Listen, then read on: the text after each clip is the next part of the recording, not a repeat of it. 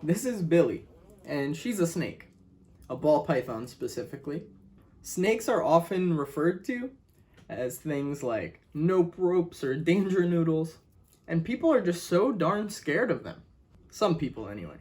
So, today we're going to talk about why people might be afraid of snakes, and really, more importantly, why we shouldn't be.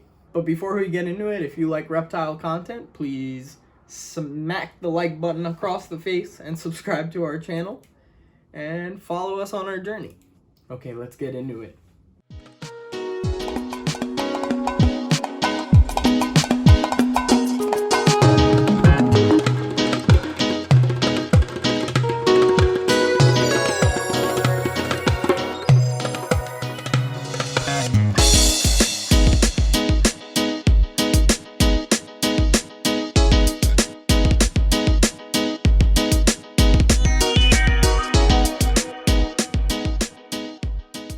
So first, we'll talk about some reasons that people might be afraid of snakes these days. One big reason is the biblical references. We all know that the serpent was evil if you subscribe to that sort of thing. But I think we can move past it.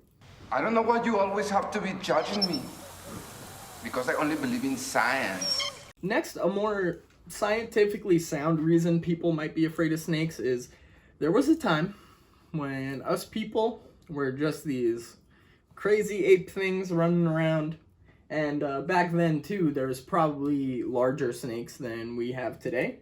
Some of them, anyway. So the natural aversion to these things might have come from them and passed down to us through evolution. Now, this makes sense. There was a snake called Titanoboa in South America a long time ago, and it was basically a 50-foot anaconda. And yes, could certainly make a meal out of any of us. There are even, like, I forget what it's called, maybe the Haast's eagle in New Zealand. And there were stories from that time of a giant winged person that would come down and take children. And that could very well be a true story because there was a bird that was big enough to eat children. So these things are kind of passed down to us. I don't know if you've ever seen the cats and cucumber videos where the cucumber kind of looks like a snake and the cat will catch it out of the corner of their eye and just jump. Because there probably was a time when we had to make sure we were staying away from these beautiful little beasts. A third reason is that we're kind of just creeped out by them. And Clint Laidlaw, who is just an awesome, he's a scientist, he keeps a bunch of reptiles, he has two channels, Clint's Reptiles and Clint Explains. And on the Clint Explains channel, he talked about why snakes are creepy, and, you know, people are scared of them, but why a giant angry grizzly bear isn't creepy, it's terrifying. And, you know, he also compared it to like a person wearing a mask or a clown with a painted on smile. We're just so different than these guys that it's hard for a lot of people to read them. And that just not knowing is part of the scary thing, you know? Because a lot of people think snakes want to bite you, but Billy, bite me. Do it, it's time. Okay, yeah. They don't really want to bite us. That kind of ties into why we shouldn't be afraid of snakes anymore. Especially ones that are just so darn cute, like little ball pythons. Now, a lot of people think that a snake just wants to bite you. Well, the fact is, they are noodles. And that's it.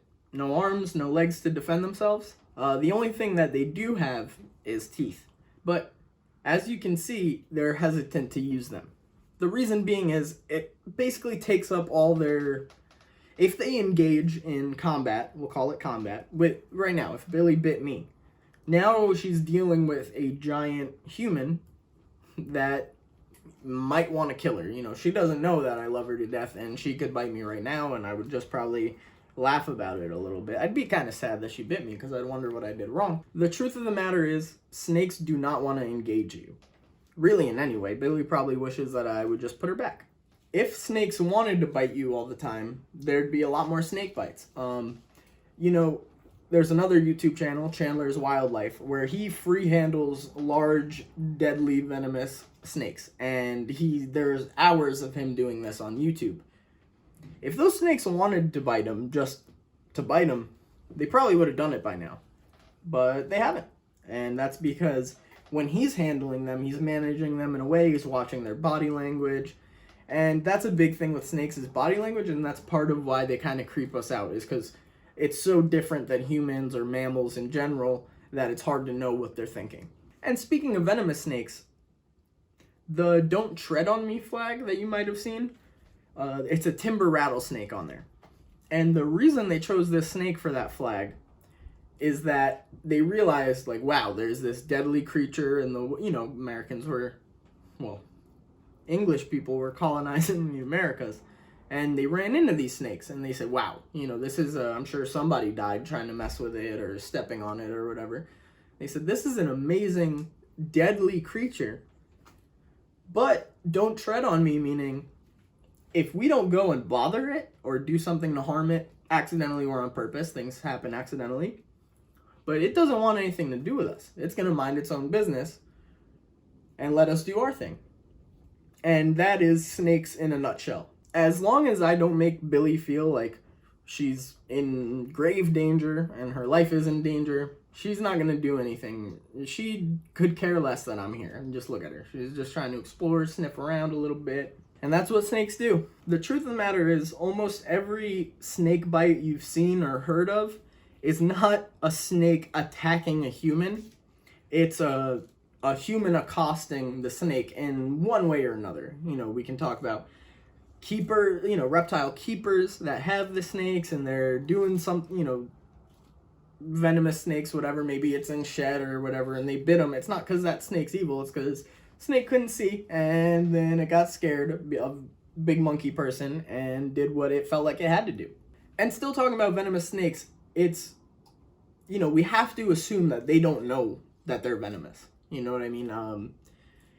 I don't know how they would know, really, because Billy's not venomous, and she knows. She just grabs the food item or the prey and squeezes until it's dead. They're already dead before I give them to her, but don't tell her that. Might ruin it for her. Yeah, so they are definitely more scared of you. Even a deadly venomous snake is definitely more scared of you than you should be of it, really. Now I just want to squash some myths out of the way real quick. This is one that's crazy that I hear all the time. Snakes don't just keep growing. There's a limit to how big that species can get. Billy will get, she's about 3 foot now. She can get to 5 foot total, maybe a little more, but she'd be a pretty rare one if she got a good amount over 5 foot. But yeah, so people say they'll grow to their enclosure. If I gave her a 20-foot long enclosure, she's still not getting any bigger than, let's say, 5.5 feet if she's huge. And now people are thinking, right now, I feel it, I can taste it. People are saying, oh, well, when she's a little over 5 feet, that means she's as tall as you are. 5'3" baby short kings. So they'll say, you got to be careful, because if you see her slithering alongside of you and she's measuring you, man. She's trying to take a look to see if she could eat you. These are not hunters. They're carnivores, certainly. They're not hunters. These are opportunist ambush predators. So Billy, let's say, will sit in a termite mound and wait, and then she'll go, ooh, I think I smell something. Maybe it'll come by. She won't go out for it. She'll wait till the little thing scurries right in front of her. Same with even venomous creatures. Gaboon vipers are ambush predators as well. They'll wait for, even a bird or something to fly right in front of their face, and they have the largest venom yield of any venomous snake. But they don't go out trying to use it. These are ambush hunters. Almost exclusively all snakes.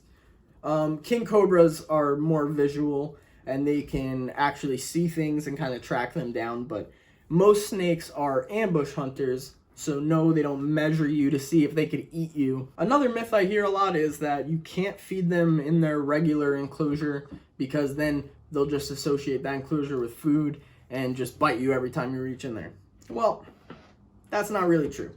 Billy has eaten in the same place every time she's ever eaten, every week, and she's still yet to bite me. I'm kind of waiting. I'm testing her how head shy she is sometimes. Yeah, as you can see, she doesn't care. There's a lot of trust between me and this animal. But people will say if you feed them in their enclosure, then the next time you reach in there, they're going to try to bite you. That's not the case. Billy has not a nose, but a tongue on her, and a Jacobson's organ, which helps her smell things. And she knows when there are rats getting defrosted in this house. She's got a beat on it.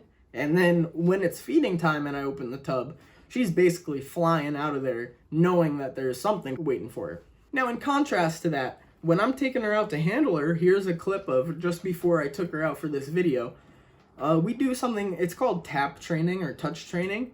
And you can see me using my hand to do it, but you can use an item like a snake hook or really anything, a ruler, a pencil if you don't want to get your hand that close to her. But basically what it is I'm just letting her know, hey, there's not food coming, it's me, and you're coming with me. You know what I mean? You getting kidnapped, girl. This way that, you know, it makes a difference between her feeding time and handling time. So if she knows if she's not smelling no rattos and, you know, her hide gets lifted off her and then she gets kind of touched, she gets a little scared, she's like trying to run away, she's like, I don't know what's happening, I can't eat it, and then that's it. She gets out like this and everything's fine again.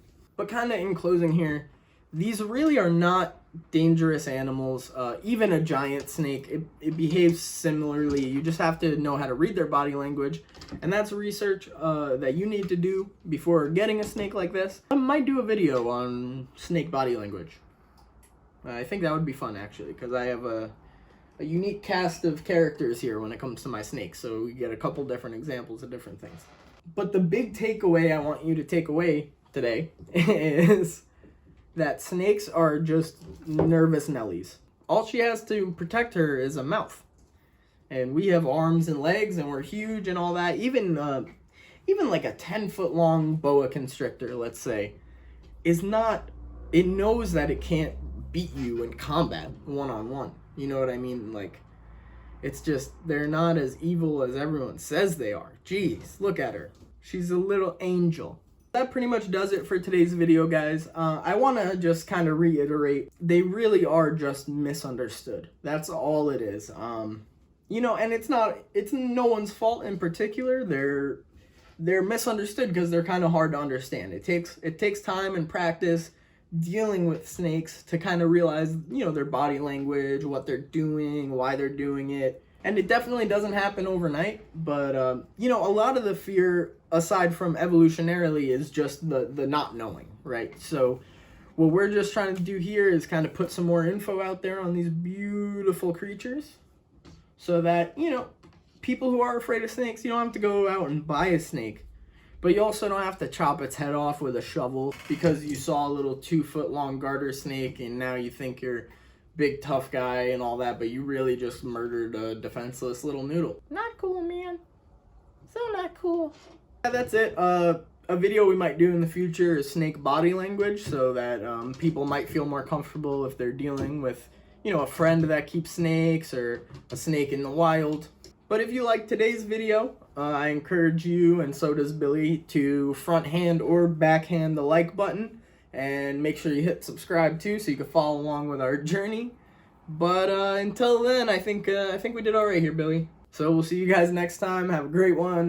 Don't be afraid of snakes, and definitely don't hurt them because they're just sweet little creatures. Look, a mustache.